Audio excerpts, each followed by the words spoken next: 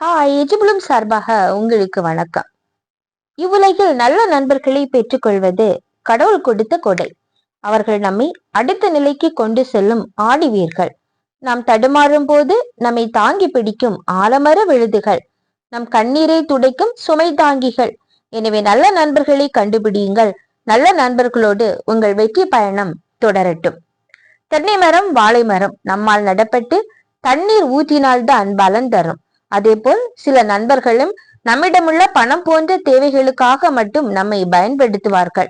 அவர்களை விட்டு விலகி இருப்பதே சால சிறந்தது. பனைமரம் தானாக முளைத்து தனக்கு கிடைத்த நீரை குடித்து தன் உடம்பையும் ஓலையையும் நுங்கையும் தருகிறது.